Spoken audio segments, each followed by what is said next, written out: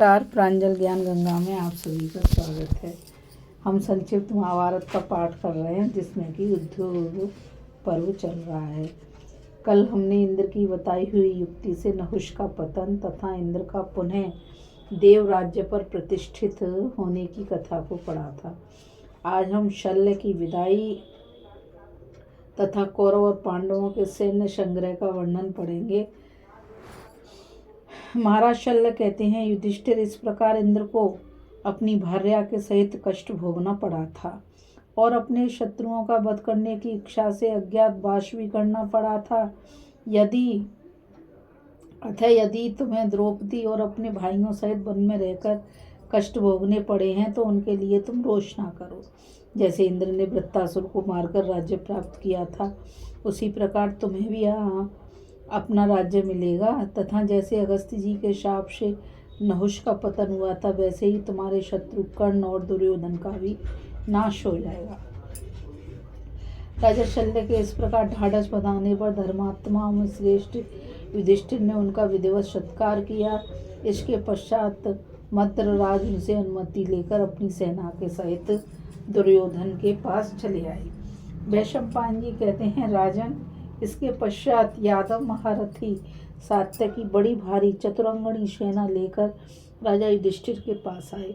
उनकी सेना को भिन्न भिन्न देशों से आए हुए अनेकों वीर सुशोभित कर रहे थे। फर्षा, विंदीपाल, शूल, तोमर, मुदगर, परिग, यष्टि, पाश, तलवार, धनुष और तरह तरह के चमचमाते हुए बाणों से उनकी सेना एकदम दिप उठी थी। यह सेना राजा युधिष्ठिर की छावनी में पहुंची। इसी समय एक अक्षौणी सेना लेकर चेदीराज धृष्टकेतु आया।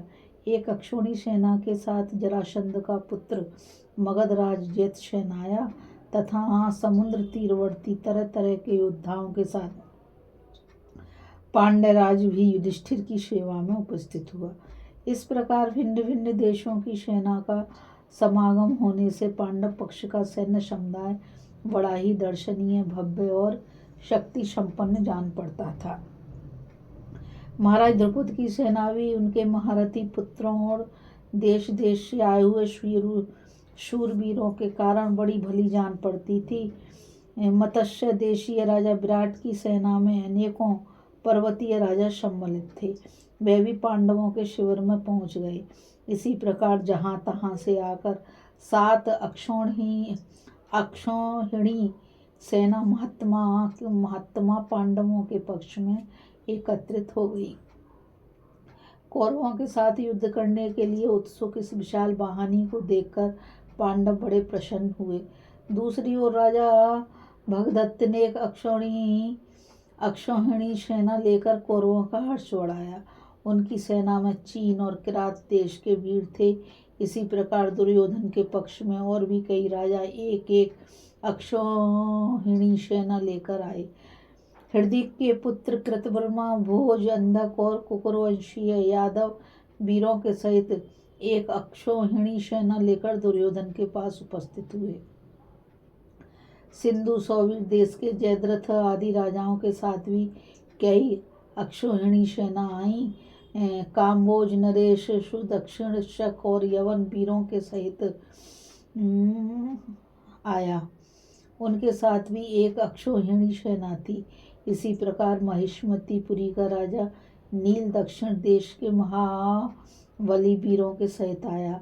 अवंती देश के राजा बिंद और अनुविंद भी एक एक अक्षौहिणी सेना लेकर दुर्योधन की सेवा में उपस्थित हुए। केकय देश के राजा 5 सहोदर भाई थे। उन्होंने भी एक अक्षौहिणी सेना के साथ उपस्थित होकर कुरुराज को प्रसन्न किया। इसके सिवा जहाँ तहाँ से आए हुए अन्य राजाओं की 3 अक्षौहिणी सेना और भी हो गई। इस प्रकार दुर्योधन के पक्ष में कुल 11 अक्षौहिणी सेना एकत्रित हुई। वे तरह तरह की ध्वजाओं से सुशोभित और पांडवों से भिड़ने के लिए उत्सुक थीं।